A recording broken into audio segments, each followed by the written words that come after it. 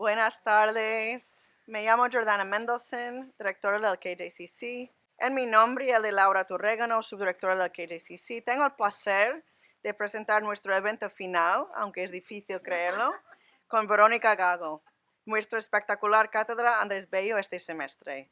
Agradecemos mucho a Gabriel Giorgi, profesor del Departamento de Español y Portugués, por nominar a Verónica hace ya 3 o 4 años, antes de la pandemia, ¿no? Cuando estuvimos en otra realidad, y estamos muy agradecidos, porque la verdad ha sido un regalo tener a Verónica aquí.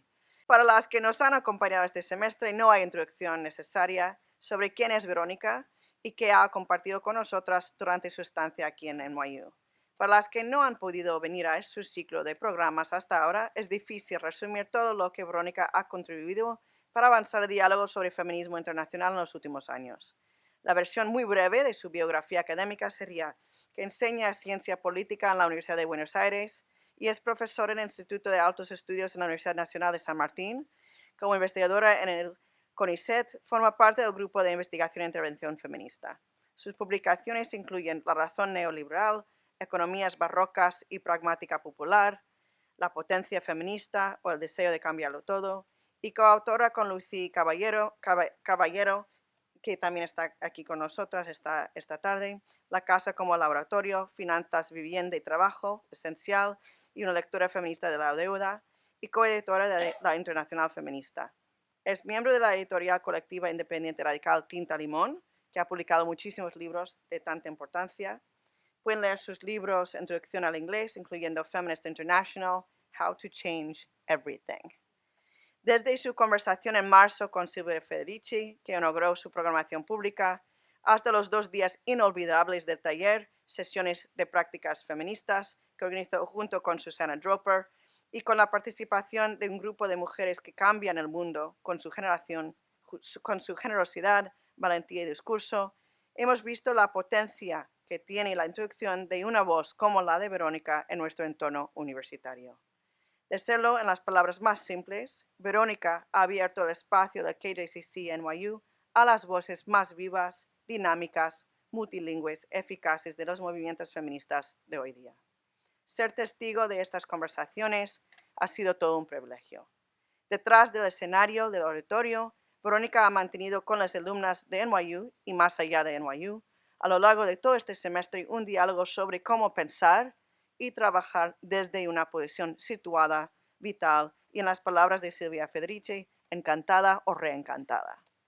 Cerramos este ciclo con Verónica, con una de las colegas que más nos ha ayudado en realizar estas ideas, estos sueños, que empezamos a lidiar con Verónica desde hace ya más de 2 años, Susana Dropper, incansable profesora de la Princeton University y miembro de la laboratoria. Esta tarde será Susana quien servirá de acompañante de Verónica en esta conversación sobre variaciones del liberalismo en América Latina, una genealogía feminista crítica.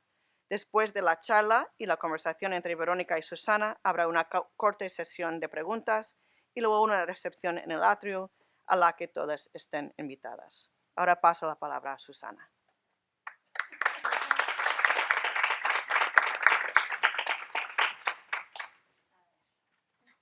Acá siempre me toca bajar la altura. Hola, ya siento que vivimos acá, ¿no? En este espacio. Y bueno, nada, es como decía Jordana, como que ha sido un lujo tener a Verónica todo este semestre y, y en realidad son unas pocas palabras porque creo que estamos para escucharla a ella más que nada hoy. Y, y pensaba un poco, claro, que es pensar como en una compañera que tiene una generosidad increíble para compartir, ¿no? Para compartir lo que está pensando, para organizar, ¿no? Que acá, allá, ¿no? Y sobre todo porque tiene esa capacidad de activar siempre sentidos que nos permiten pensar en muchas maneras y direcciones, ¿no? Pensaba en justamente eso, ¿no? ¿Qué es lo que genera al leer a Vero, ¿no? Y sobre todo si pensamos la secuencia desde, bueno, nos conocemos hace más de 10 años y pensar la secuencia que viene desde el colectivo Situaciones, ¿no? Y esa capacidad singular de pensar al compás y al calor de las luchas, ¿no? Que genera otro tipo de consistencia en lo que entendemos por pensar, ¿no? Porque no es un pensar sobre y tampoco es un pensar desde que está describiendo, sino que hay un hacer en ese pensar, ¿no? Que creo que es algo que está siempre presente, ¿no? En lo que Vero escribe, comparte, ¿no? Y a veces como que se nos habla de que es un problema pensar desde las luchas, ¿no? Porque sobre todo cuando se trata de movimientos, eh, por ejemplo, si pensamos en lo que a través de potencia feminista no vemos que es la singularidad histórica y política de los feminismos populares desde el sur y sobre todo que empiezan desde Ni Una Menos como consigna, como movimiento en Argentina, ¿no? Y desde ahí se despliega, se generan como propagaciones, ¿no? De sintonías entre movimientos. Y generalmente cuando se dice, bueno, no, si pensamos desde las luchas, se pierde una capacidad de actuar, ¿no? Porque se vuelve muy vago, porque son luchas que conectan múltiples direcciones y se nos plantea eso a veces como una limitación, ¿no?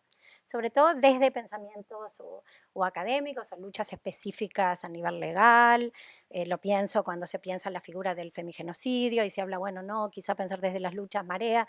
Y sin embargo, algo que me parece que pasa con leyendo a ver es lo contrario, ¿no? En ese tipo de articulación de un pensamiento desde las luchas, porque es en la capacidad de nombrar esas conectividades y multiplicidades que nos hace poder pensar lecturas totalmente a contrapelo, ¿no? De lo que nos plantean como posible políticamente y nos permiten expandir, ¿no? Lo que podemos hacer. Y parte de eso que creo que hoy nos va a hablar un poco en el recorrido, ¿no? Que es lo que vemos también en Razón Neoliberal, ¿no? Economías barrocas, pragmática popular, que es un libro como muy complejo, ahí hablábamos, ¿no? Como complejo, complicado, que ¿no? De repente hay como oraciones que son como pócimas, ¿no? Pero que creo que ahí nos está también trayendo un tipo de análisis que en ese momento de intervención nos saca, nos sacaba de los marcos que hasta ahí se habían planteado para entender neoliberalismo, ¿no? Y en esto también cuando empieza es también romper eso de el desde arriba o desde abajo como muy generalizados, ¿no? Y trayendo la historia, el origen del neoliberalismo, ¿no? Como este momento sangriento de dictaduras militares, en América Latina, de intervención desde Estados Unidos, de endeudamiento, ¿no?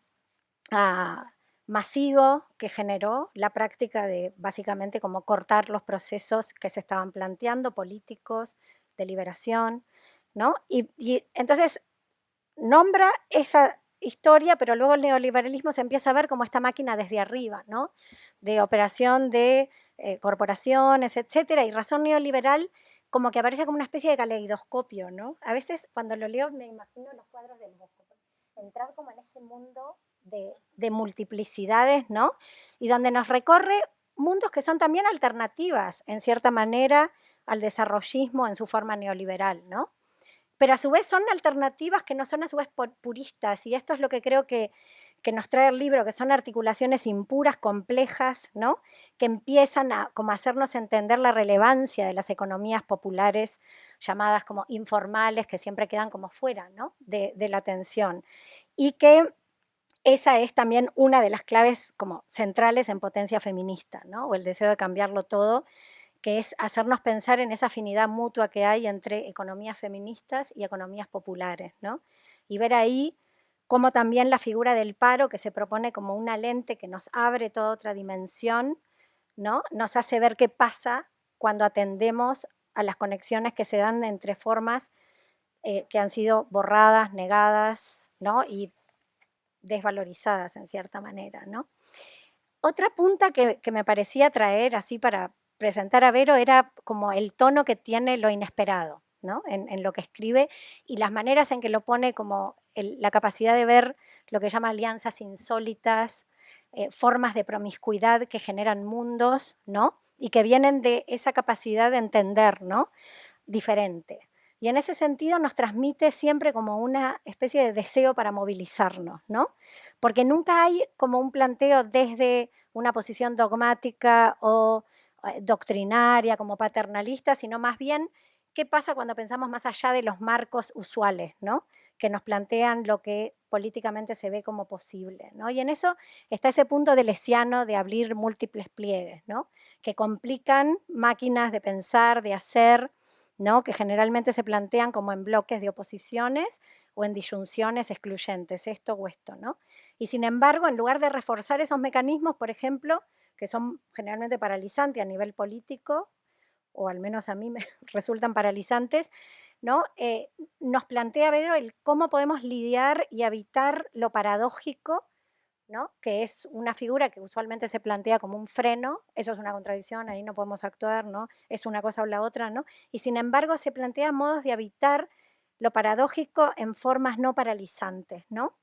Y para eso nos da figuras concretas que ayudan a entender la relevancia histórica de los feminismos populares del sur, ¿no? Y que tiene que ver cuando habla de la realpolitik revolucionaria, ¿no? Que hace posible feminismos como antineoliberales también, porque nos ve la forma en que hay una masividad y radicalidad que pocas veces se da, ¿no? Salir de reforma o revolución, ¿no? Y pensar formas de intervenir en múltiples planos, ¿no? Y ahí también la forma en que las categorías que crean, y con Lucy del extractivismo financiero, nos hace posible también entender y enlazar diferentes mecanismos de expropiación que están teniendo en esta fase neoliberal, ¿no? El endeudamiento como condición para la reproducción que se está estableciendo, que se está normalizando, ¿no? Y que lo traen para que lo podamos como pensar, ¿no? Y pensar también cómo salimos de ahí.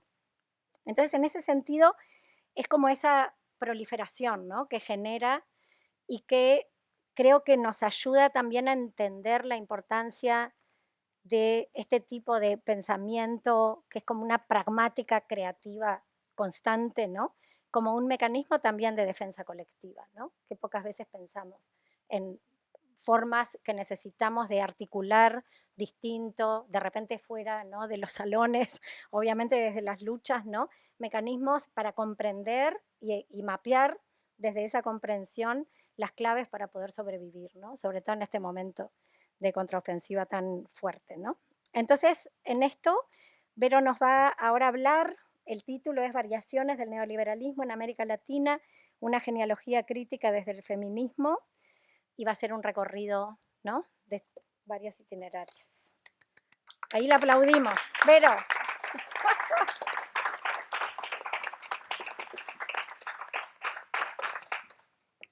Bueno, muchísimas gracias a Jordana, a Laura, a Gabriel Giorgi, que le agradecemos aunque no esté acá, por todo este semestre, por toda esta recepción súper cálida, hospitalaria y bueno, que me ha permitido hacer un montón de cosas.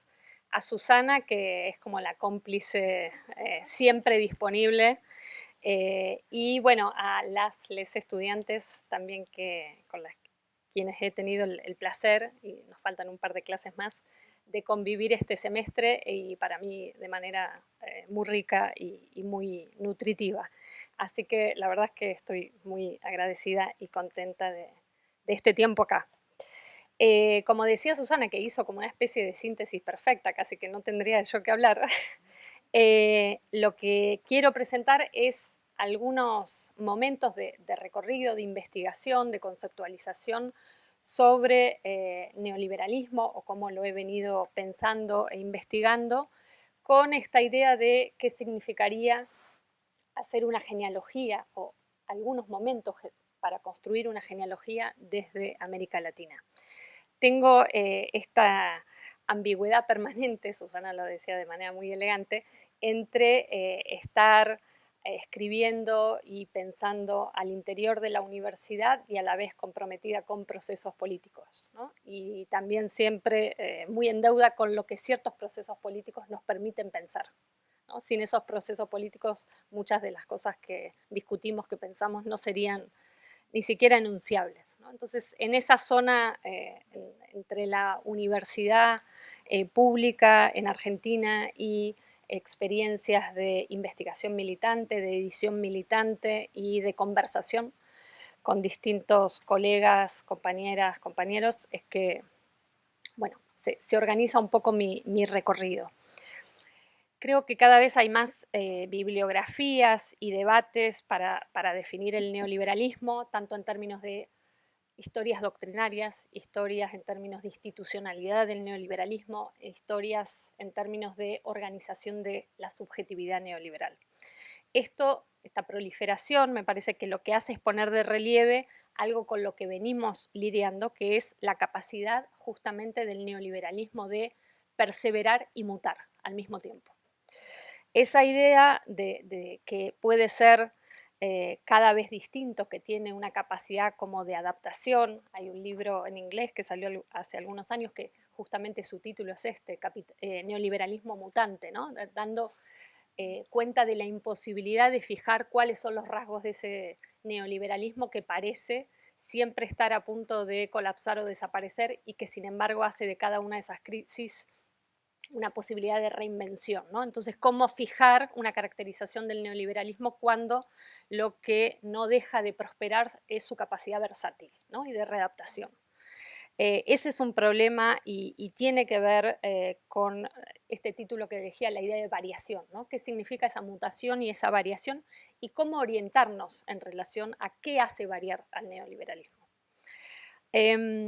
Me interesa mucho, por un lado, remarcar una suerte de continuum, ¿no? Ya al menos 4 décadas en nuestra región de políticas neoliberales, de manera a la vez discontinua, es decir, cómo entender una forma de gobierno, porque eso es el neoliberalismo, que ha sido instalado, pero al mismo tiempo permanentemente confrontado y reorganizado.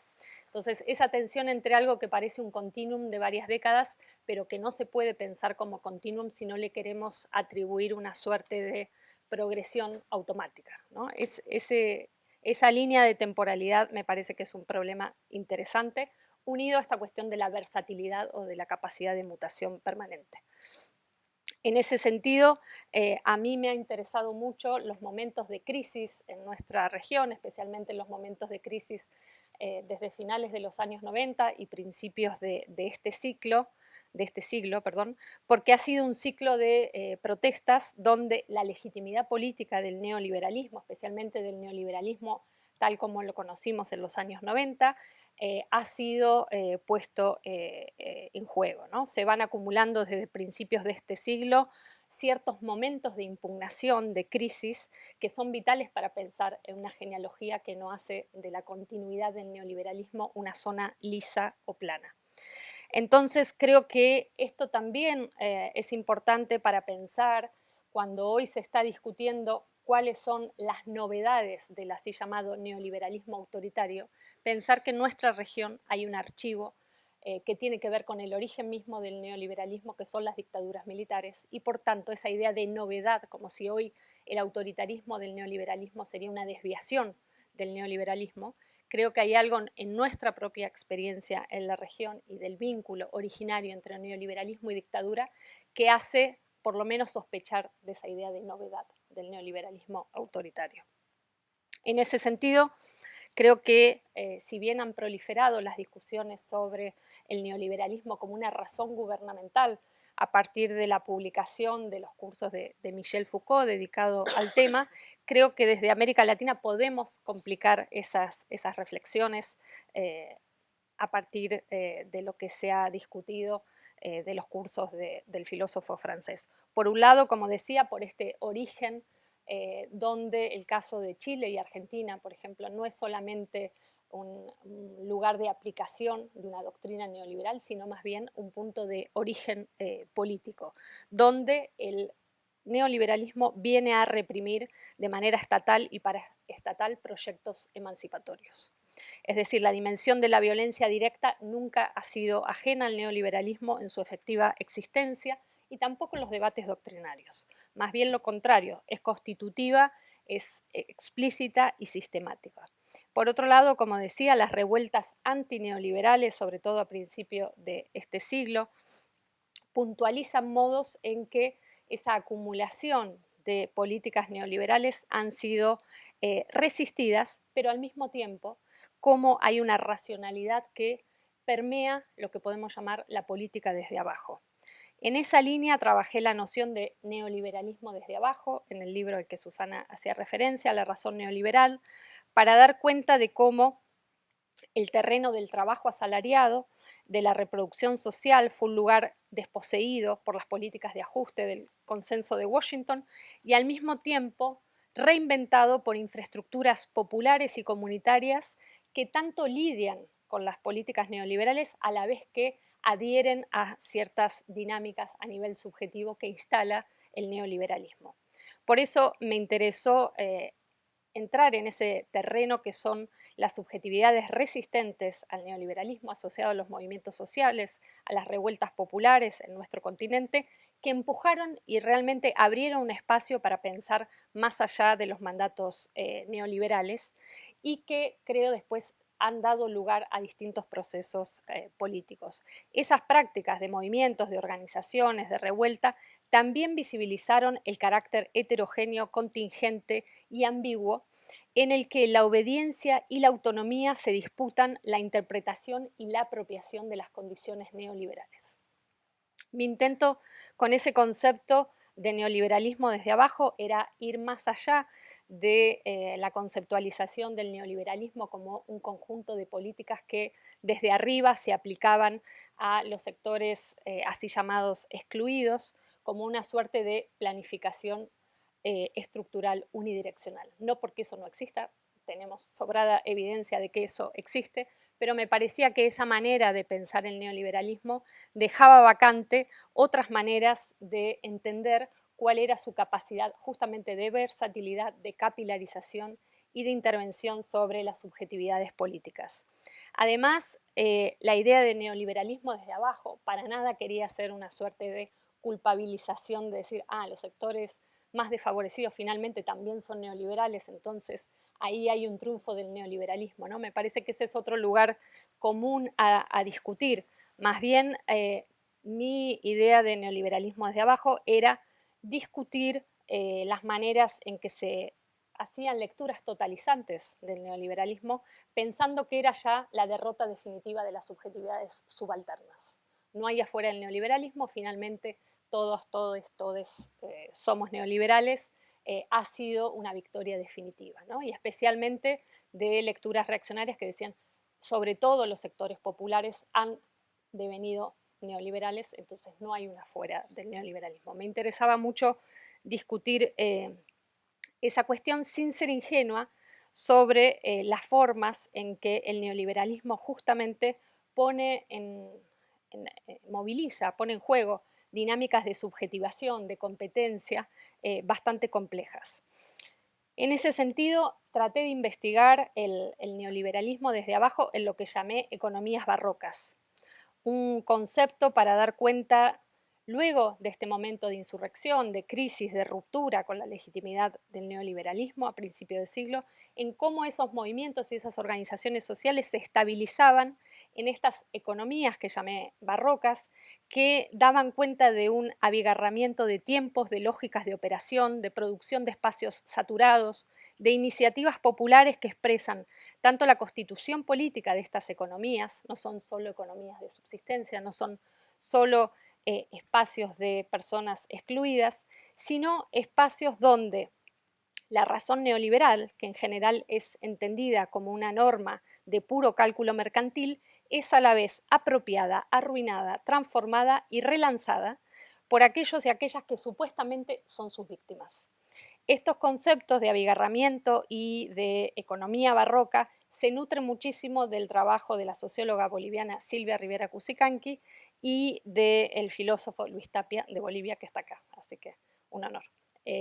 Al hablar de estas economías barrocas, justamente me interesaba apropiarme del concepto de lo barroco para dar cuenta de la composición estratégica que sucedía y que sigue sucediendo en esas economías, que aúna y ensambla elementos microempresariales con fórmulas de progreso popular, con capacidad de negociación y disputa de recursos estatales, eficaces en la superposición de vínculos de parentesco, de lealtad ligados al territorio, así como a formatos contractuales de trabajo no tradicionales. En Argentina, estas economías son indisociables de un origen de la movilización social. están vinculadas a las organizaciones populares, desafiando su caracterización en términos, insisto, de sectores puramente excluidos.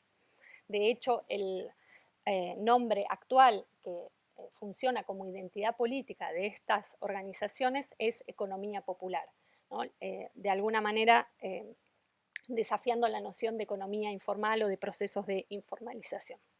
A partir de aquí me interesó dar cuenta de cómo se reconfigura la reproducción social de las vidas de las mayorías, cómo las formas de trabajo informalizado devinieron una realidad masiva y a la vez politizada, cuál fue el rol de la inclusión social impulsada por subsidios estatales que vinieron a dar cuenta de una negociación entre movimientos sociales y Estado, y en los mecanismos de financiarización de la reproducción social y su aterrizaje en economías, en estas economías que surgieron en momentos de crisis y se nutrieron también de modalidades de autogestión y de trabajo sin patrón.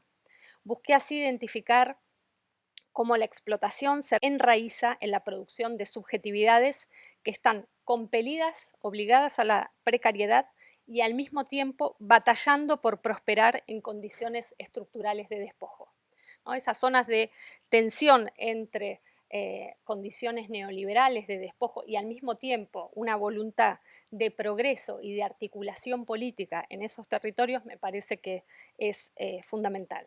En estas economías barrocas encuentro espacios concretos donde no se da por realizada la hegemonía del neoliberalismo, en el sentido de que no se acepta su hegemonía plena, pero tampoco se confía en que las políticas neodesarrollistas y estatalistas tengan la capacidad de sustituir al neoliberalismo.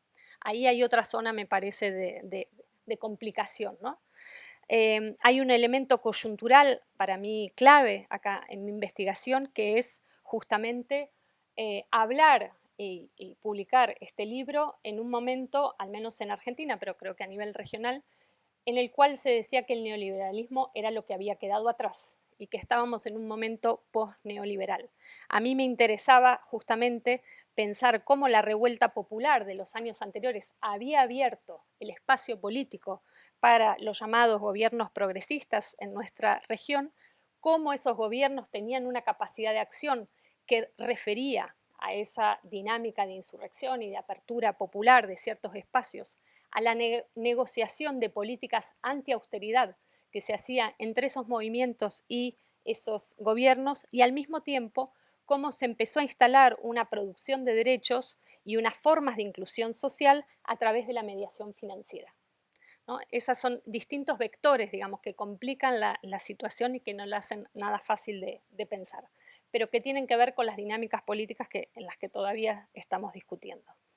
Ahí me pareció que surgía un punto importante y que es el que sigo y seguimos trabajando, que es cómo las finanzas pueden pensarse como un sistema oportunista de lectura de intercambios productivos por abajo y que han sido originados al calor de la crisis. Es decir, las finanzas saben leer cuáles son las economías que surgen de la crisis y saben conectarse con esa innovación política que surge en esos momentos. Como principio de método y como perspectiva desde nuestra región, insisto con subrayar que las mutaciones del neoliberalismo responden a secuencias de lucha. Cuando decimos, o cuando decía al principio que no quería pensar el neoliberalismo como una suerte de continuum de 4 décadas iguales, y la pregunta es, ¿qué orienta esas mutaciones del neoliberalismo? Claramente las secuencias de lucha. Me parece que hay una apuesta en tratar de caracterizar los momentos del neoliberalismo pensando a cómo reaccionan y cómo responden a ciclos de lucha. Mi pregunta es, ¿qué formas toma el antagonismo en el neoliberalismo y a qué conflictividades obedece sus mutaciones? Son dos cuestiones metodológicas que nos sirven para comprender hacia dónde, cómo y por qué muta el neoliberalismo sin atribuirle una racionalidad autónoma e imbatible, aunque a veces lo parezca. Para resumir entonces esta primera parte, me interesa discutir el neoliberalismo en nuestra región teniendo en cuenta, por un lado, el problema de la temporalidad, es decir, cómo se lee la secuencia del neoliberalismo en América Latina, qué tipo de continuidades y rupturas organiza y cómo se las comprende según la noción de neoliberalismo con el que estemos trabajando. El segundo punto es el de la subjetivación. ¿Cuáles son las racionalidades que confrontan al neoliberalismo, lo padecen, lo apropian y cómo han intervenido las crisis de principio de siglo frente a la legitimidad justamente del neoliberalismo? Y el tercer lugar, el problema de la lógica extractiva del capital, que significa que frente a una intensificación extractivista, la orientación del neoliberalismo es cada vez más violencia, de violencia directa. Estos debates y procesos para mí fueron también importantes o un insumo para en su momento entender lo que se llamó el giro a la derecha en nuestra región y al modo en que se articularon neodesarrollismo y neoextractivismo. Algunos de estos debates quedaron ocluidos por la virulencia de esa derecha que vino después. Me parece que sin problematizar o sin volver a discutir los modos en que, por ejemplo, la inclusión se produjo a través de dispositivos financieros, cómo se dieron ciertas articulaciones entre subsidio estatal, endeudamiento para consumo, la imposibilidad de ciertas inversiones estructurales, es difícil de mencionar el modo de desarrollo que se postuló en la última década pasada, inherente a una articulación a veces inevitable en el mercado global de tipo neoextractiva y cómo eso ha afectado los patrones de trabajo y de consumo. Dicho de otra manera, el análisis conjunto de la constitución de los mercados de trabajo o las formas de explotación, la extracción de materias primas y cuál es la discusión de a qué le llamamos materias primas y la financiarización en términos de sus operaciones concretas y abstractas, nos permite ir leyendo estas variaciones neoliberales. Luego, en el libro La potencia feminista, traté de conectar y de trabajar justamente 4 escenas de la violencia para caracterizar estas formas en que la violencia neoliberal podía interpretarse. Una de esas escenas era la implosión de la violencia en los hogares como efecto de la crisis de la figura del varón proveedor y su pérdida de poder, derivada en relación a su pérdida de estatus en el mundo laboral. La segunda escena fue la organización de nuevas violencias que emergían en los territorios y en particular en los barrios populares, que generaban un principio de autoridad muy ligada a la proliferación de economías ilegales, es decir, un principio de autoridad que sacaba fuerza, recursos de la expansión de las economías ilegales que se convirtieron en fuentes de provisión de recursos. La tercera escena que me interesaba era la desposesión y el saqueo de tierras y recursos comunes por parte de las empresas transnacionales, que fue despojando de autonomía material a otras economías. Y finalmente, la articulación de formas de explotación y extracción de valor que tienen en la financiarización de la vida social un código en común. Es decir, cada una de estas escenas se podría abrir, pero me parece que son escenas también para entender cómo la violencia neoliberal aparece en sus dimensiones concretas, no como un gran enunciado o como un concepto en abstracto.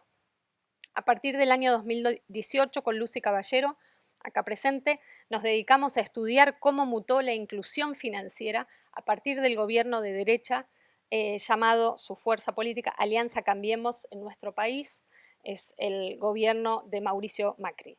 La clave del endeudamiento a los sectores populares es un hilo para pensar las formas de empobrecimiento que se aceleraron entonces, aunque no es la única. Este endeudamiento popular y feminizado, a diferencia del momento anterior, se produce en un contexto de ajuste, de crisis creciente y de nuevo endeudamiento externo con el Fondo Monetario Internacional. Pero también coincide con el ciclo de movilizaciones feministas en Argentina y también con lo que va a ser un ciclo de movilización feminista a nivel regional y global. O sea, esa conjunción entre aumento de la precarización, del endeudamiento y energía de este ciclo de movilización feminista me parece que es otra de esas coyunturas complicadas a pensar. El endeudamiento externo récord, junto a la inflación y la consecuente pérdida de poder adquisitivo de subsidios, jubilaciones y salarios, volvieron obligatoria la toma de deuda para acceder a bienes básicos tales como alimentos y medicamentos. Esta realidad afectó en particular a las mujeres de los sectores populares, sobre todo endeudadas a través de los subsidios que recibían. El empobrecimiento acelerado implicó un salto cualitativo y extensivo de la deuda ya existente en muchos hogares. El endeudamiento para garantizar la vida del día a día, pagar los servicios básicos, devino un instrumento compulsivo. La deuda como tecnología financiera se capilarizó como reparo frente a la precarización.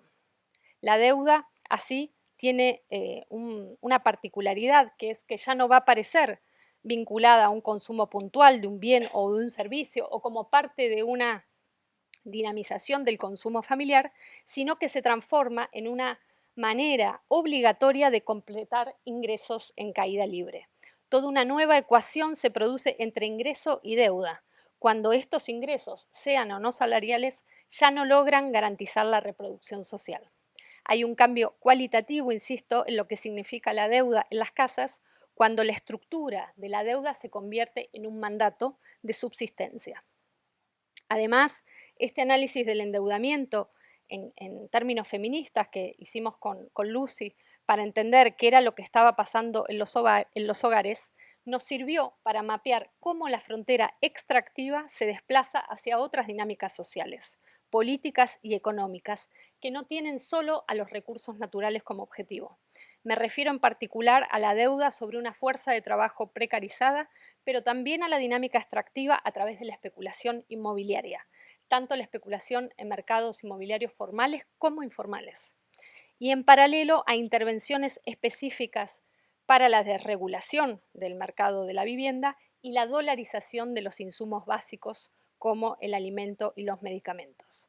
Junto a Silvia Federici, trabajando y discutiendo estos temas, hablamos de una colonización financiera de la reproducción social. El avance de las finanzas sobre áreas claves de la reproducción, tales como, señalaba, alimentos, salud, vivienda, educación, como manera de analizar también el vínculo y el engranaje entre violencias de la deuda, violencia financiera y violencias machistas. Se trata de un aporte realizado a partir de investigar los efectos del sobreendeudamiento en la vida cotidiana, centrando el análisis en quienes sostienen las economías populares, las economías domésticas y quienes le ponen el cuerpo a la deuda. Este lugar específico de investigación, que nosotras llamamos una lectura feminista de la deuda, ha tenido como condición de posibilidad un proceso de movilización feminista, que ha dado centralidad al debate sobre las violencias, poblando de imágenes concretas lo que podemos llamar violencia neoliberal. Si ciertos análisis sobre el neoliberalismo en un momento enfatizaron un modo de gobierno a través de la norma y el control, y que en cierta medida parecía la astucia neoliberal haberse sacado la violencia directa de encima, los feminismos vuelven a ubicar la violencia como tema ineludible. Incluso algunas autoras han puesto la noción de guerra de nuevo en el centro del análisis político, para entender justamente la caracterización de las violencias actuales. Quisiera además subrayar que este análisis, que conecta, por ejemplo, las violencias femicidas con las violencias del despojo y la violencia económica, tiene dos características para mí fundamentales. Traslada esta noción de guerra a una gramática de conflictividad que históricamente ha sido recluida a condiciones privadas e interpersonales, es decir, permite sistematizar un fenómeno como la violencia doméstica, la violencia machista, incluso los femicidios y los travesticidios, en relación a dinámicas sistémicas y a darle la dignidad y el estatuto para hablar de guerra, por ejemplo. Y renueva a la vez esta caracterización de la violencia, la necesidad de una teoría de la violencia desde los feminismos que tiene el desafío de no ser victimizante ni desmovilizadora. Esto creo que es un desafío y que las luchas feministas recientes han producido ese lugar desde el cual simultáneamente caracterizar la violencia neoliberal contemporánea sin abandonar el despliegue de una capacidad de acción política. Para desarrollar esos argumentos sobre la capacidad de acción política y la caracterización de la violencia, quisiera concentrarme en algunos elementos de la perspectiva feminista que indaga en la reproducción social y desplaza a ese terreno el centro de análisis e intervención política. De nuevo, un espacio clásicamente caracterizado como no público, privado, de violencias en todo caso interpersonales, pasa a ser leído por un conjunto de análisis feministas como un lugar donde se desarrolla la guerra todos los días. Esta forma de expandir y politizar el terreno de la reproducción social tuvo, creo, un impulso en la huelga feminista. ¿Por qué? Porque la práctica de la huelga feminista en los últimos años ha permitido justamente politizar la crisis de la reproducción, visibilizando tanto la escala del trabajo feminizado no remunerado como su convergencia con los procesos de precarización más generales. A diferencia de esa politización del trabajo sin remuneración del principio de siglo del que hablaba antes, por el cual se movilizaron ciertas organizaciones populares, en especial de trabajadores y trabajadoras desocupados, creo que en este ciclo de movilización feminista fue mucho más explícita, de manera evidente, la confrontación con los mandatos de género que estructuran la precariedad. En segundo lugar, creo que con la huelga feminista hay un desplazamiento y una reinvención de esa figura clásica del movimiento obrero, expandiendo la noción de trabajo, expandiendo a quienes incluye la posibilidad de la huelga y ampliando la noción de clase desde abajo. La huelga devino una estrategia para visibilizar y valorizar las trayectorias laborales que permanecen no reconocidas. La huelga puso en cuestión el concepto patriarcal de trabajo asociado al salario, lo que Silvia Federici viene teorizando como patriarcado del salario. Tal valorización de la reproducción social implica el reconocimiento también de otras espacialidades productivas que no solo se confinan al hogar, ¿no? Territorios domésticos ampliados, espacios vecinales y distintas espacialidades que pasan a ser entendidas como espacialidades de trabajo, de producción y por lo tanto capaz de ser parte de la huelga. La dinámica de reproducción social como terreno de trabajo no pago, obligatorio, asociado a mandatos de género, deviene así un prisma para entender la generalización de condiciones de violencia y precariedad que intersectan, como se dice, las jerarquías de raza, clase y género, de una manera muy concreta. Más que una forma secundaria o subsidiaria de explotación, las formas del trabajo reproductivo y la agresión sistemática a las condiciones de vida han devenido un terreno directo de valorización del capital. No tenemos que abandonar leer en el neoliberalismo el llamado conflicto obrero, solamente que cuando hablamos de conflicto obrero ya lo tenemos que hacer por fuera de sus coordinadas habituales, un marco asalariado, sindical, masculino, y pensar cómo la expansión del sistema financiero es simultáneamente una respuesta a una secuencia específica de luchas que politizan la reproducción social. Y por lo tanto también hay que pensar el sistema financiero como una dinámica de contención que organiza una cierta experiencia de la crisis. No sé si voy muy largo. Tal vez voy a cortar un poco. La centralidad política que ha logrado la reproducción social, la reemergencia de esta idea fuerza, no es solo, creo, un debate académico, mucho menos técnico. Refiere a características que han tomado las luchas feministas y antiextractivistas en estos años, con capacidad de hacer los diagnósticos más certeros sobre las formas de explotación, dominio y violencia del capitalismo contemporáneo. Los planos de confrontación abiertos son legibles en buena medida por esta politización de la reproducción social señalada como botín de guerra de la violencia neoliberal.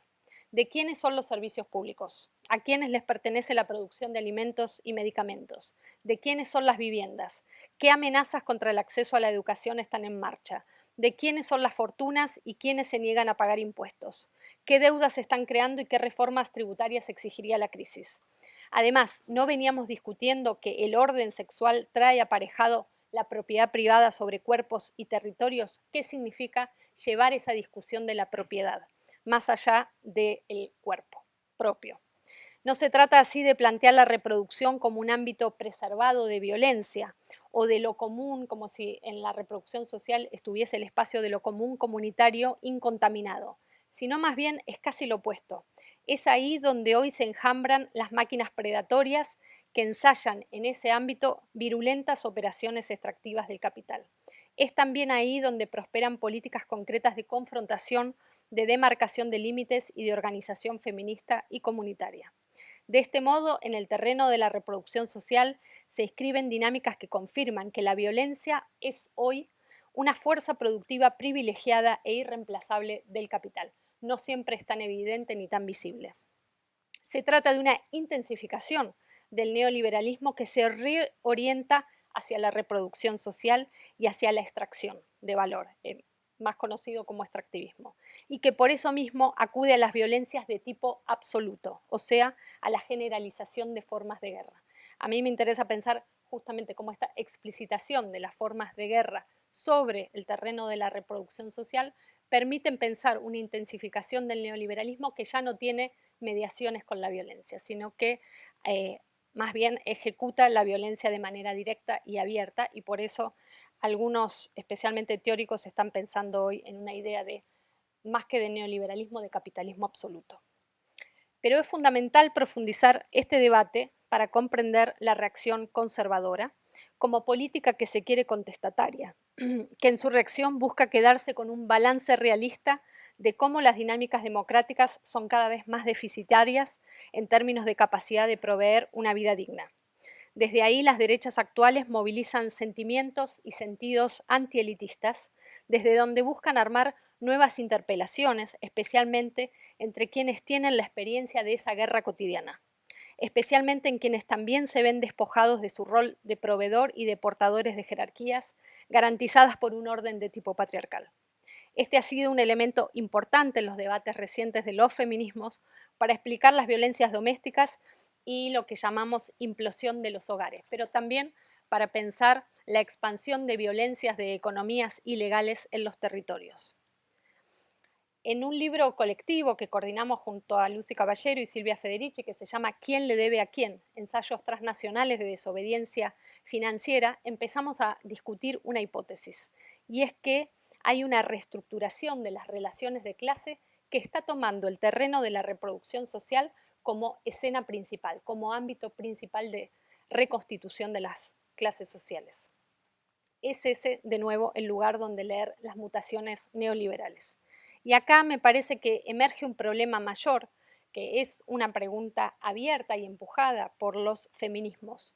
¿Cuáles serían las herramientas políticas de organización y de protesta, incluso de negociación, para la fuerza de trabajo en este sentido ampliado del que hablaba, del trabajo remunerado y no remunerado, cuando estamos en el cruce de un capitalismo financiero y de plataformas y de un capitalismo que no garantiza la reproducción social? Es decir, esta intensificación de tipo extractiva del neoliberalismo que toma el ámbito de la reproducción social como el espacio donde hacer la guerra y la violencia directa.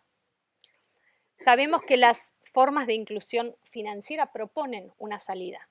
En nuestra última investigación con Lucy Caballero señalamos que los espacios cotidianos de los hogares se han convertido durante la pandemia en terminales financieras, hacia donde se dirigen dispositivos financieros de la deuda, como ya comentaba antes, pero también plataformas y formas de captura de renta. Son también intensificados como lugares de producción de valor, de trabajo reproductivo, teletrabajo, carga de trabajos a domicilios bajo nuevas modalidades, y toda esa acumulación de trabajo es también explotada por nuevos circuitos especulativos. Es esa domesticidad donde la deuda, de modo paradojal, combina la posibilidad de resolución de la emergencia cotidiana, es decir, por ejemplo, lo que más hemos investigado, cómo se toma deuda para evitar ser desalojada y pagar el alquiler, y al mismo tiempo cómo se aumenta la extracción de valor a través de la deuda, capturando y comandando el trabajo por venir, combinando de modo singular algo que parecían espacialidades completamente divergentes, espacio doméstico y tecnología financiera. Hoy la inflación sobre los alimentos es lo que ha vuelto a poner de relieve el debate, por ejemplo, sobre la tierra, sobre su uso y su propiedad. Lo mismo sucede con la vivienda, es decir, con la tierra urbana. El suelo y la tierra ya no pueden darse por sentados ni quedar ocultos tras mediaciones que parecían ubicarlos como recursos más o menos garantizados o accesibles. La insecuritización de la vivienda y del alimento vuelven a poner de relieve la cuestión de la tierra en las ciudades y repone la conexión con los espacios rurales. Creo que esta conexión es también muy importante e interesante para pensar las dinámicas extractivas que conectan espacios rurales y espacios urbanos. Los despojos neoliberales, paradójicamente, restituyen la necesidad de pensar la relación con la tierra, un rearraigo territorial de los conflictos que la modernidad parecía haberse encargado de disolver. Creo que a esto se deben las referencias recurrentes hoy a una temporalidad que para pensar lo que pasa va hacia atrás, por ejemplo, hablar de lo feudal en su cruce con lo tecnológico, como por ejemplo el concepto de Cédric Durand de tecnofeudalismo, o hacia adelante en clave de fabulación utópica, como hace Donna Haraway para pensar el compost con lo no humano. Finalmente, neoliberalismo y conservadurismo comparten objetivos estratégicos de normalización de nuestro presente porque se proponen gestionar la crisis de la reproducción social, anudando moralidad y explotación, tratando de volver a esos mandatos de género que la dinámica de movilización feminista puso en crisis y cuestionó de manera profunda.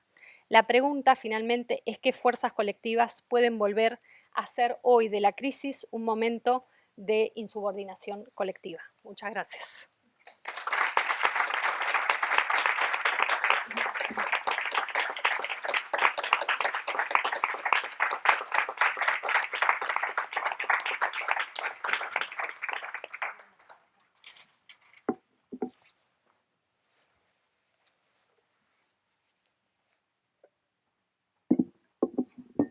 Espero no haber hablado muy rápido y a pesar de que corté varias partes para que tengamos tiempo para la conversación y las preguntas. No, y gracias, Vero. Wow. Ahora es como difícil. Pienso, por ejemplo, en lo que planteabas, es decir, de cómo los movimientos feministas populares en el sur, ¿no? Aparecen como en ese momento, ¿no? También en que estamos viendo esa especie de absolutización, ¿no? Y que lo hablábamos antes arriba, de también el momento, no sé, recuerdo como todas las discusiones, los debates, sobre todo desde este marxismo, post-marxismo, bueno, todas las variaciones de marxismo crítico, ¿no? Cuando empezábamos subsunción real, subsunción formal, ¿no? Todas esas discusiones y irrumpió, por ejemplo, el 2001 y cambia totalmente el mapa, ¿no? De lo que se estaba discutiendo de modo abstracto y lo que estaba pasando, ¿no? Y no sé, me hace pensar, por ejemplo, en esta parte final, ¿no? De qué tipo de articulación puede emerger para hacer frente como a esta nueva ola, ¿no? De esta guerra, básicamente, del capital contra la vida y contra la posibilidad de la vida, ¿no?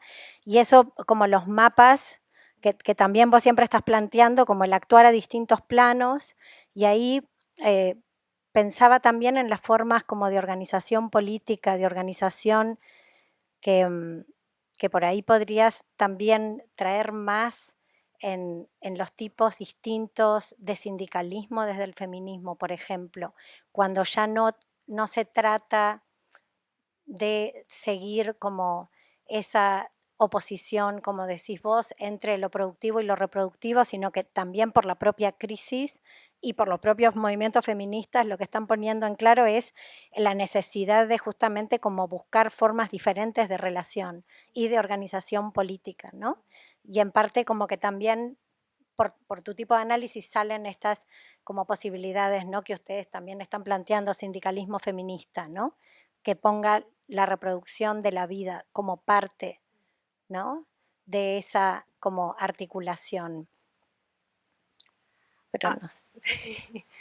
A ver, a mí una pregunta que me surge una y otra vez es si podemos leer en las formas en que se reorganiza el neoliberalismo, ¿no? Pensando en el plazo más o menos corto de los últimos 20, 30 años, si podemos ver en esas mutaciones elementos de las luchas que lo impugnaron, ¿no? Como si leyésemos a contraluz. Bueno, la orientación del neoliberalismo es hacia un tipo de inclusión social de determinada manera o es hacia una intensificación de la violencia directa. ¿Qué nos hace leer ese tipo de orientación, ¿no? que va tomando el neoliberalismo si pensamos que sus orientaciones están determinadas por ser una respuesta a un ciclo de luchas? ¿Qué nos hace entender o comprender del ciclo de luchas que lo precede esa mutación, ¿no? Eso para mí es como una pregunta también metodológica, ¿no? Es decir, bueno, ¿por qué en determinado momento, respondiendo a determinada movilización social, la reorganización de del modo de valorización, de acumulación, en este caso de tipo neoliberal, decide una estrategia, ¿no?, de tipo de contención menos represiva, y en otro momento elige o determina una forma de violencia más directa, ¿no? ¿Cómo pensar eso sin ser mecanicistas, ¿no? Eso me parece que es un tema. Y a eso me refería cuando hablaba de cómo temporalizamos el neoliberalismo, ¿no? Si no decimos es más o menos siempre lo mismo, es un conjunto de privatizaciones, que por supuesto que sí, también. Pero cómo tratar de realmente leer la determinación que imprimen las luchas sociales a esas formas de reorientación neoliberal, ¿no? Entonces ahí creo que, como siempre, hay algo en los momentos de crisis donde esas orientaciones están en juego, están en disputa, y me parece que son un elemento importante para hacer estas temporalizaciones, al menos en nuestro continente, donde la emergencia de luchas y la no estabilización definitiva del orden del capital es evidente, ¿no? Si pensamos también, incluso en plena pandemia, los momentos de protestas, de revuelta, de paro, etcétera, no dejaron de suceder. Entonces, tomando en serio esa no estabilización del orden del capital, al menos en América Latina, ¿qué significa? Bueno, los intentos de reestabilización, hacia dónde se reestabiliza, cómo leer la dinámica política que orienta esas mutaciones. Eso por un lado. Y en ese sentido, para pensar en el último ciclo feminista, me llama mucho la atención cómo esta desestabilización de tipo patriarcal, de un conjunto de jerarquías racistas, clasistas y de género, son respondidas con una intensificación de las violencias más directas, ¿no? Y me llama la atención cómo varias pensadoras feministas, esto me refería a Silvia Federici, pero también pensando en Rita Segato, en Raquel Gutiérrez Aguilar, vuelven a poner la categoría de guerra para caracterizar algo de la violencia y tratar de entender de modo sistemático las formas de la violencia actuales. Creo que la emergencia de este plano de la reproducción social como un plano directamente político, como un plano en el que se juega las formas de acumulación y de valorización, que no es casual, ¿no? Es decir, la reproducción social se vuelve un terreno de valorización después de que ha sido completamente privatizada, ¿no? Después de ya décadas acumuladas de privatización. Entonces, donde espacios como la salud, la educación, que antes estaban más o menos garantizados, más o menos con recursos públicos, pasan a ser espacios de valorización del capital, ¿no? Entonces, ahí hay algo de violencia directa que me parece reorganiza lo que entendemos como economía cotidiana, como posibilidad de vida concreta. En ese sentido, con Lucy y varias compañeras venimos tratando de pensar, al calor del proceso político de la huelga, qué formas de sindicalismo feministas, y con las compañeras de la laboratoria de nuestro colectivo transnacional, qué formas de sindicalismo feminista toman en serio la reproducción social como un ámbito fundamental de las luchas y de recualificación, para decirlo así, de quiénes son hoy les trabajadores, ¿no? Que están permanentemente obligados a hacerse cargo de la reproducción social, ¿no? En condiciones cada vez más precarias. Entonces ahí hay una posibilidad bien concreta de expandir la idea de sindicalismo, pero también ampliar a las demandas a las que refiere una acción de tipo gremial. Y yo creo que en el caso de Argentina ha sido bien importante, y por eso siempre hago este énfasis, en la experiencia de las economías populares haciendo un intento de gremialidad popular, ¿no? Es decir, son trabajadores y trabajadoras no reconocidas como trabajadores y trabajadores, que en general se los quiere marginar porque cobran subsidios del Estado y entonces se les retasea de manera sistemática su carácter de trabajadores y trabajadoras.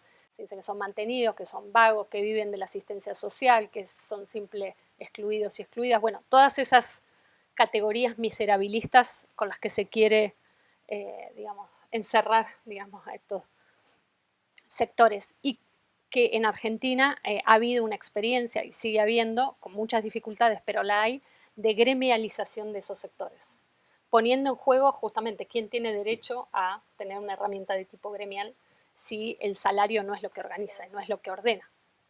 Entonces, eso me parece que es una experiencia que está muy vinculada, al menos en Argentina, con la capacidad que ha tenido la huelga feminista de atravesar territorios que son muy populares, de darle un estatuto de masividad, de sostener un tipo de organización que no queda solo en los momentos de movilización del 8 de marzo, sino que son parte de un proceso político más extenso, más complejo, y que, digo, a diferencia de hace 20 años, la capacidad también de la movilización feminista de cuestionar en esas economías populares los mandatos de género, la división sexual, por qué son siempre las mujeres en particular las que están a cargo de la reproducción social, etcétera, etcétera, ¿no? Entonces, ahí hay una superposición como de luchas, ¿no? Y de estrategias de organización que me parece que amplían el horizonte de lo gremial. En relación a esto y al planteo, trayendo como la financiarización y trayendo como el endeudamiento, ¿no? Que es lo que vienen con la Lucy, ¿no? Como conceptualizando, trabajando, y esta forma de militarización intensa que estamos viviendo, ¿no? De la vida cotidiana, pero también de formas de militarización que hace unas semanas, por ejemplo, las compañeras de Ecuador estaban planteando, ¿no? Con preocupación de cómo se está instalando ya, como decías, explícitamente, ¿no? Una lógica de guerra, y que eso, no sé, pienso como, por ejemplo, se trató de instalar con esta especie de guerra contra el narco, que fue el modo de continuar el intervencionismo imperial de Estados Unidos en América Latina, ¿no? Y que le puso el nombre Guerra contra las Drogas a un tipo de operaciones de expropiación total, ¿no? Múltiple, y que no sé si ese fue el laboratorio para lo que estamos viendo ahora, como ya una expansión absoluta de eso, ¿no? Y que genera de inmediato un sentimiento de impotencia muy fuerte, ¿no? Porque pienso también por qué en este momento eso, ¿no? Y también en un momento donde muchas movilizaciones feministas en los lugares donde se está imponiendo esa militarización, ¿no? Y entonces en las formas en que podemos también desarticular la parálisis que genera, ¿no? Y que también son modos de poner como al máximo lo que contabas de esas como 4 patas de este momento del neoliberalismo, y una con las economías ilegales, que son también las formas de como venta pequeña en los barrios, que es lo que empieza a hacer crecer la creación de cárceles en América Latina con el modelo de Estados Unidos, ¿no?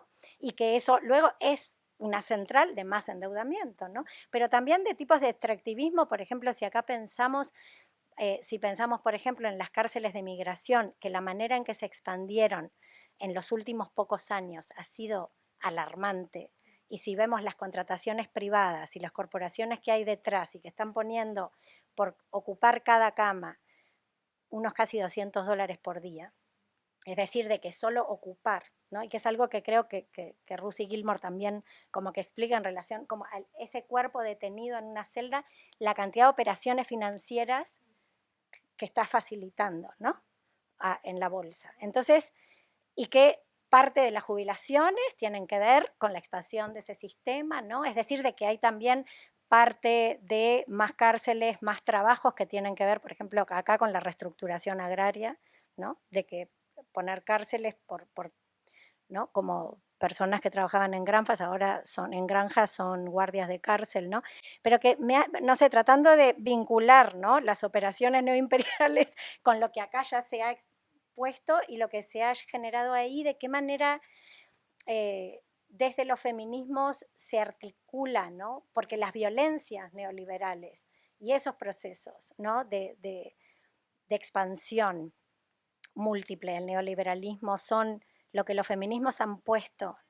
¿De qué manera podemos también pensar desde el feminismo o desde los feminismos no paralizarnos con esta ofensiva que creo que empieza a ser ya como muy fuerte, ¿no? Entonces, no sé, porque me preocupa porque es lo que sale por ejemplo, en los encuentros que tenemos, en las conversaciones, no, las compañías no pueden venir, hay mucho miedo, y cómo eso es otra vez lo de mantener en la casa, ¿no?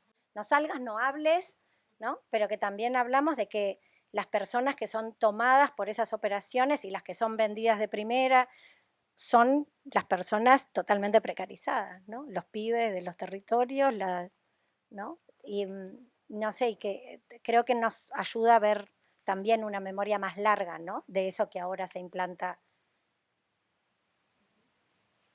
Sí, me da la sensación que lo que los feminismos en sus movilizaciones, en sus enunciaciones están como poniendo muy en claro es, bueno, el neoliberalismo es una máquina de producción de inseguridad, ¿no? Y produce inseguridad en tu vida cotidiana al punto que no sabes si podés garantizar la reproducción social.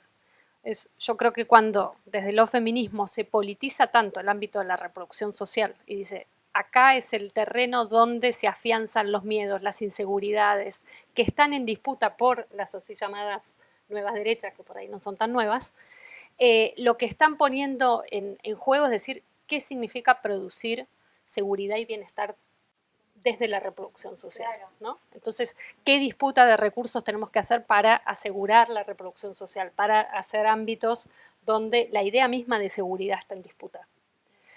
Donde no sean terrenos fértiles para el miedo y para las interpelaciones, digamos, más fascistas que vemos prosperar.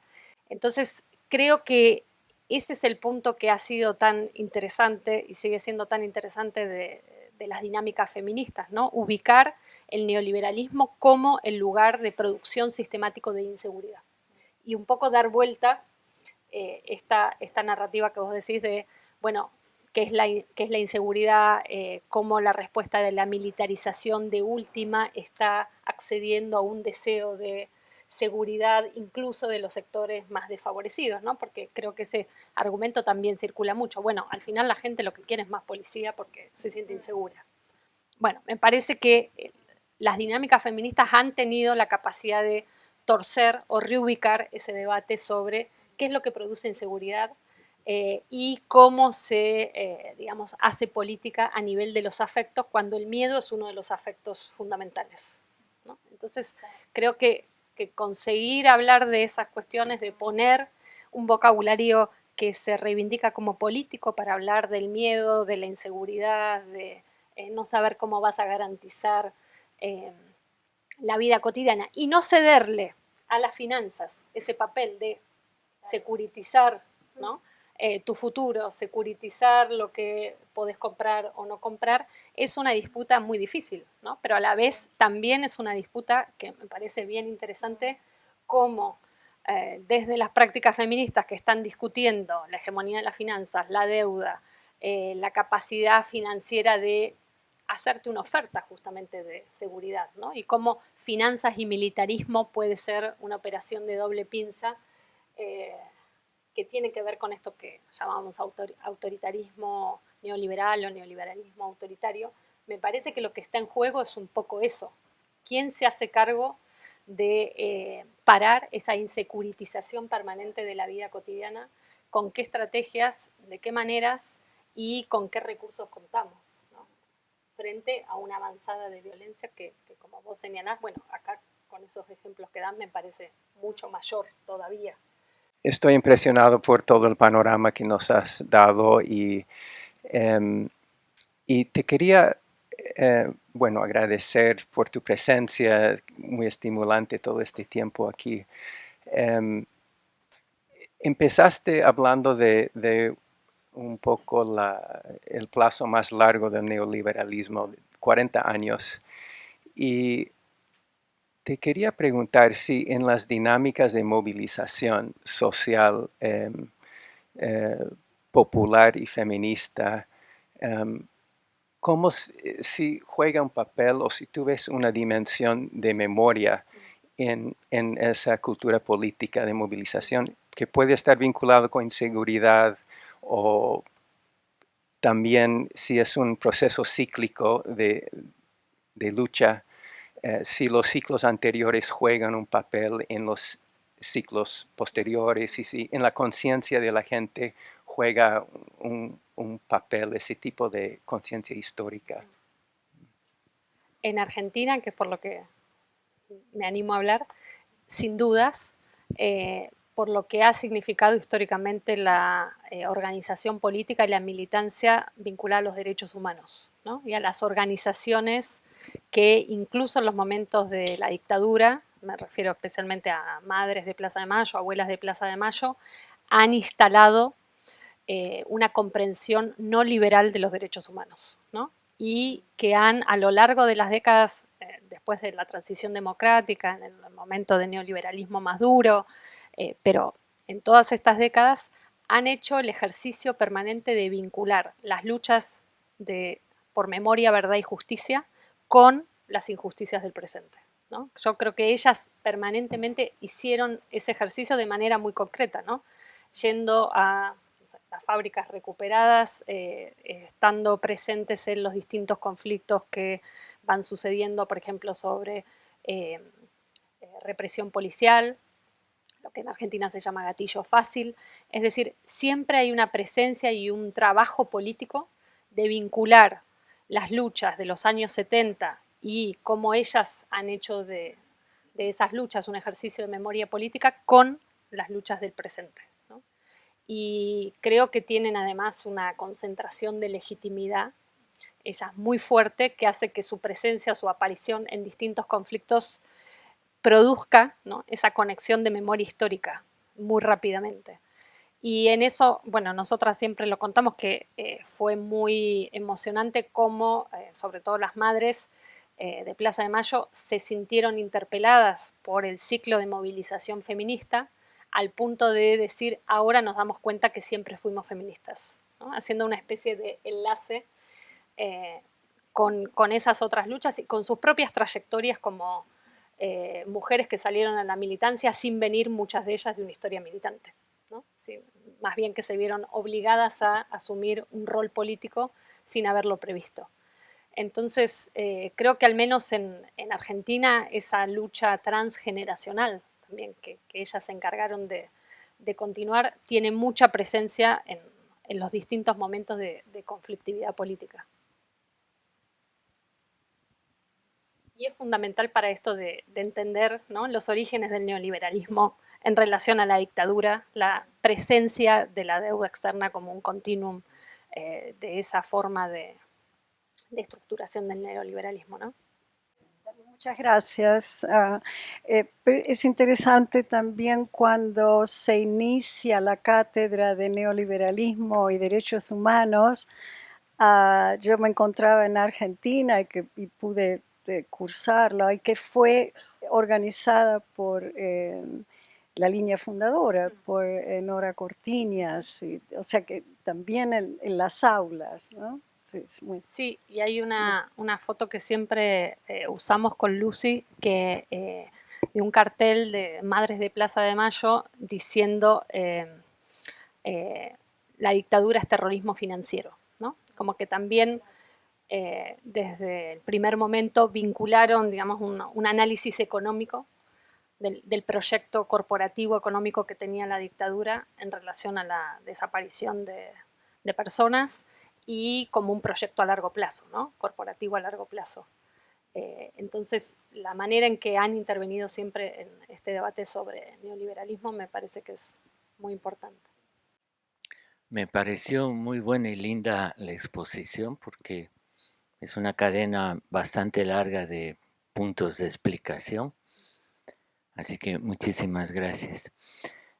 Pero quería preguntarte lo siguiente. En la penúltima respuesta creo que había elementos, pero a pesar de eso me animo a hacerla. Y sería sobre si el liberalismo y la resistencia al neoliberalismo modifica, amplía, reforma algo el concepto de lo que es feminismo hoy en Argentina en particular y en América Latina.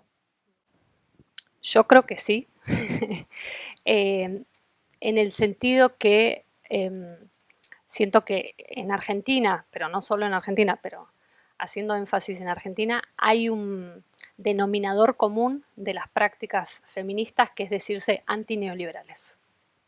Y que creo que ubica la discusión, por ejemplo, muy distinto en referencia a Estados Unidos, cuando vemos que el debate por ahí principal es con un feminismo de tipo liberal, ¿no? Que sería un actor bastante preponderante y con el cual, bueno, se discute tanto en términos teóricos como políticos. Me parece que el denominador común en Argentina cuando se habla de feminismo popular es que eso significa antineoliberal, ¿no? Y a la vez, como trataba de plantear, eso abre la discusión de qué significa tener una práctica antineoliberal en condiciones de precariedad como las que estamos, ¿no? Y qué significa definir el neoliberalismo en relación a prácticas feministas que ponen la politización en el ámbito de la reproducción social. Entonces, sí, yo me animo a decir que hay una caracterización del feminismo que es de tipo antineoliberal, que es una suerte de condición común en la manera en que confronta la cuestión de la precariedad y de la insecuritización de la vida y de la reproducción social, y que se expresa de manera como más general diciendo, bueno, nos oponemos a toda política de austeridad, ¿no? A toda política de deuda, a toda política de explotación e hiperexplotación del trabajo y especialmente del trabajo comunitario, feminizado, no remunerado. Creo que haber ubicado esas cuestiones que tienen que ver con el trabajo y con la reproducción social, confrontando las políticas de austeridad y de ajuste, permiten ir construyendo una definición de los feminismos como antineoliberales. Lo mismo diría con la vertiente de las luchas feministas anti-extractivistas, ¿no? Que también me parece que convergen en esta definición bien práctica de antineoliberalismo. Hola, yo quería hacer más que nada un comentario y pensando en la respuesta que diste sobre la memoria en el neoliberalismo, pensaba también en la estrategia del conservadurismo y de los estados neoliberales, de cómo la ruptura con la memoria permite su avanzada. Y cómo la huelga también permite poner en la calle de nuevo esa memoria. Y en ese sentido, tal vez mi pregunta sería, tú estando acá en Estados Unidos estos meses, ¿cómo te has conectado con las luchas de acá o cómo entiendes tú las luchas que están sucediendo localmente? Ahora sí, hay como un entendimiento distinto del feminismo, ¿no? Y incluso el término de interseccionalidad colonialista está tomando fuerza entre las generaciones más jóvenes, tal vez, y que ponen en cuestión qué es lo que es el feminismo acá, pero cómo se conecta, tal vez la conexión sería, si es que la huelga permite esa memoria, también hay una huelga acá local que permite pensar la conexión entre las luchas entre el norte y el sur. No sé si te ha tocado conversar con eso y me interesa saber tu opinión sobre esa conexión. Bueno, contesto muy brevemente yo y le paso la pelota a Susana, porque mi conexión con luchas de acá, con colectivas de acá, tiene que ver con que tengo algunas amigas acá, como Susana, que me ha presentado también otras compañeras y colegas y con las que hemos hecho algunas, pero la mayoría son latinoamericanas. Debo decir que tengo ese sesgo de conocer las compañeras de acá que en general están vinculadas a procesos en sus países en América Latina, ¿no? Entonces hay algo ahí, me parece, bueno, una conexión con prácticas migrantes y también con tratar de pensar cómo las formas de la huelga o de la organización feminista en América Latina repercuten acá, son posibles, acá se ensamblan con otro tipo de dinámica. Eso que decís de la huelga y la memoria política también me parece fundamental, ¿no? Y creo que en varios de nuestros países reivindicar la huelga ha sido también un ejercicio de memoria política, de conectar con otras huelgas que no eran solamente las huelgas fabriles obreras, ¿no? En el caso de Argentina yo hacía esa conexión con el movimiento en el 2001 porque lo que entonces fue como el ejercicio de los piquetes, de los cortes de ruta, en ese momento se dijo, bueno, son las huelgas de este momento donde las fábricas se están cerrando, ¿no? Y creo que la huelga feminista vuelve a descentrar una imagen de la huelga y a poner otra idea de huelga, incluso en espacios donde se hace muy difícil hacer visible y hacer notar que está sucediendo una huelga, ¿no? Como es un hogar, como es un barrio, etcétera. Entonces, ese ejercicio de conectar en términos de memoria política con otras formas de huelga me parece que ha sido fundamental. Le paso a Susana cómo ha sido acá la cuestión de la huelga. Un fracaso total como huelga. Me parece fue después del primer año que sí hubo articulaciones y como asambleas que traían como una especie de recordatorio del movimiento de ocupar Wall Street, ¿no? En una parte, y luego había organizaciones sindicales y creo que no hubo tiempo de realmente intensificar eso por divisiones internas, por los modos en que en este país mi experiencia política básicamente ha sido de la estrategia que aplica en el exterior, ¿no? El imperio divide y triunfarás. Al interno, digo, es muy difícil sostener luchas políticas en un país como este, ¿no? Por lo que sabemos quienes venimos del sur y porque hay también es decir, hay memoria política, pero hay una desmemoria muy fuerte de que, digamos, las dictaduras militares son el origen del neoliberalismo, pero es un proceso de represión en el interior de este país muy fuerte, ¿no? Quienes estamos en luchas anticarcelarias, en luchas por, digamos, como imaginar la posibilidad de hacer comunidad y de invertir en la posibilidad de la vida y no en los procesos cada vez más intensos, ¿no? De encarcelamiento, de militarización. Acá, digo, vemos que es una historia que se ha borrado, hay presos políticos, hay presas políticas todavía que no se les permite salir y que vienen de las luchas de los 70 y los 80, ¿no? Que es una memoria que existe, pero en formas subterráneas, ¿no? Porque tampoco hay información. Entonces, por ejemplo, a mí me parece en este momento, por ejemplo, en los feminismos acá, de que sí hay una articulación muy, muy interesante, pero que está teniendo lugar desde esa articulación entre la crisis de la reproducción social y la lucha a distintos frentes por la desfinancialización de la policía, como vimos con Defund the Police, pero la lucha por realmente cortar todo lo que se está invirtiendo en militarización y en encarcelamiento, ¿no? Y es dinero son luchas que para mí, cuando la decisión de la Corte Suprema en el verano, desde donde se generó una especie de narrativa, discurso, intervención más interesante, ¿no? Y es esto que se plantea desde el marco de la justicia reproductiva, ¿no? Que viene de los feminismos negros, feminismos de color, pero donde lo que se plantea es más allá de la lengua liberal de los feminismos, ¿no? De, digamos, esta dicotomía como pro-choice o pro-life, y que vienen a plantear, bueno, no, se trata de plantear la lucha contra, ¿no?, la criminalización del aborto desde miles de frentes que tienen que ver con el derecho a tener y no tener, ¿no?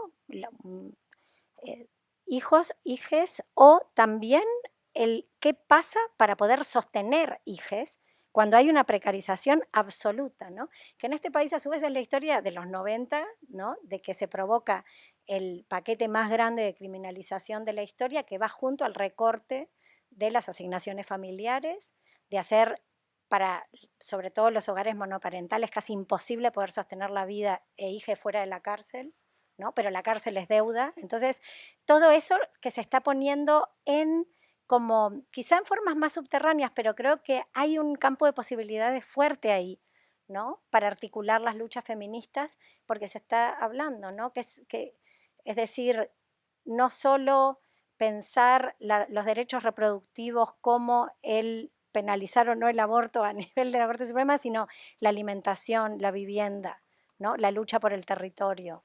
Todo eso que se pone ahí, ¿no? Y luego hay como articulaciones locales, acá lo vemos, y que están logrando cosas, por ejemplo, el colectivo de justicia reproductiva en Nueva York, que están logrando como luchas también dentro de las universidades para facilitar, ¿no?, las pastillas, las cadenas para que mujeres puedan venir a abortar, donde todavía no está penalizado. Es decir, creo que pasan muchas cosas a nivel subterráneo, pero que hay un problema, y es algo que hablábamos en el 30 y 31 en los talleres, que tiene que ver con la información y con la falta de tiempo para escribir cuando estás haciendo, ¿no? Y que pasan cosas, pero no salen en CNN ni se comunican, ¿no? Y sin embargo, creo que ahí hay una articulación, ¿no? Como decimos, muy fértil, ¿no? De alianzas y de repensar algo que me parece súper importante, que es eso que plantean ustedes y que lo pueden hacer allá, de las luchas feministas a múltiples planos, ¿no? Esa como realpolitik revolucionaria, y que un plano es el plano de repensar las legislaciones, y eso es re importante, y los presupuestos participativos, que se están logrando cosas a ese nivel, pero no sé, que me parece que es a esos niveles porque son los niveles que están, digamos, haciendo frente a la crisis total en la reproducción social, ¿no? Y que vienen de historias que se nombran como feministas, pero que son feminismos negros, no feminismos liberales, y por tanto siempre como historias de lucha subalternizadas, ¿no? Entonces, no sé, en eso tengo un pesimismo y optimismo.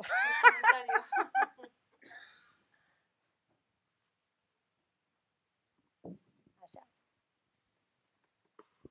Bueno, muchas gracias. Mi pregunta va como a la cuestión más normativa, que yo creo que he logrado vislumbrar y que encuentro que es fascinante, porque, claro, si uno entiende de qué forma estas formas de vida que emergen de la potencia feminista, cuáles serían sus correlatos en relación de forma jurídica. Y si yo logro entender bien el argumento, lo que y al final una especie de democratización que hay detrás es de que todo tipo de potencia debería, sobre todo frente a ser como resistencia al neoliberalismo, un correlato en el derecho. Entonces, y al final mi pregunta es bien concreta en el sentido de estas formas de vida que existen y que evidentemente hay mucha evidencia y que en este caso la potencia feminista multiplica y que hay distintas formas de lucha que están entre estos intersticios, ¿de qué forma se pueden pensar en formas más creativas en términos de prácticas del derecho para al final proteger esos modos de existencia que logran fugarse, que tienen estas líneas de fuga del neoliberalismo, para que al final no se institucionalicen, no se mediaticen por esta misma violencia que tú comentabas? Y en caso que obviamente yo creo que eso es posible, por cierto, ¿de qué forma esto no conllevaría una fragmentación del derecho? Y si eso es así, si se fragmenta en términos de su institucionalización, ¿cómo al final esto sería, eh, por decirlo de una forma, transversalmente viable, por decirlo factible? Obviamente en términos políticos eso es un plano de análisis, pero en términos jurídicos eso también significaría repensar cuál es el concepto de derecho al final que existe hoy en día y que por cierto yo creo que ese es el camino, pero cuál es al final en términos muy sintéticos, cuál es esta especie de relación entre los intersticios en que uno podría conectar formas de vida con formas jurídicas y que al final se protejan los modos de existencia y estos poderes que emergen, que salen de la lógica neoliberal. Bueno, bien interesante. La primera imagen que me viene como experiencia concreta es lo que fue la lucha por el aborto, ¿no? Y la consagración del derecho al aborto. Creo que ahí es un proceso súper rico para seguir investigando, porque, por un lado, por el tipo de movilización masiva que implicó, que no hubiese sido posible sin una justamente politización de la demanda jurídica y una especie de excedencia respecto de una demanda jurídica, ¿no? Es decir, todo el proceso de movilización implicó conectar la demanda por aborto con, por ejemplo, la cuestión de la deuda, quienes se endeudaban cuando el aborto era clandestino o ilegal, la cuestión de clase, o sea, quienes podían abortar en condiciones seguras y quienes no, la cuestión de los fundamentalismos religiosos y el tipo de disputa que estaban haciendo en determinados espacios, también las tácticas a nivel de lobby parlamentario para conseguir, por ejemplo, los votos para la sanción del aborto. Es decir, fue una articulación de estrategias a planos muy distintos, pero creo que lo interesante fue que con el objetivo de la consagración de un derecho, por decirlo así, y de una innovación de tipo jurídica, se abrió una cantidad de espacios de lucha bien interesantes, ¿no? Y que a mí me parece que es posible pensar que incluso ponen en tensión la idea jurídica del individuo que tiene derechos, ¿no? Porque, es decir, todo lo que se debate con la cuestión del aborto y que se trasciende un poco esta idea de mi cuerpo es mío, mi cuerpo es mi propiedad y en tanto tal como propietaria de un cuerpo voy a tener determinados derechos individuales. Yo creo que buena parte del movimiento lo que hace es desbordar completamente esa figura del cuerpo individual, ratifica una y otra vez por qué ciertos sujetos nunca van a ser propietarios ni propietarias de sus cuerpos, y en ese sentido politizan también otras formas del derecho, ¿no? Desafiando un poco que la figura a la cual le corresponden derechos es un individuo ciudadano que, como sabemos, en nuestras sociedades está permanentemente puesto en un plano de abstracción. Entonces, creo que es un buen proceso para pensar, para seguir investigando esa relación que vos decís entre política de calle, ¿no? Defensa de modo de vida y invención jurídica. Y cómo pensar de nuevo, desafiar concepciones del derecho en términos no liberales, ¿no? Es decir, jugar un poco con esa zona del derecho liberal y a la vez sobrepasarlo. Bueno, muchísimas gracias, Verónica, Susana, gracias a todos vosotros por venir.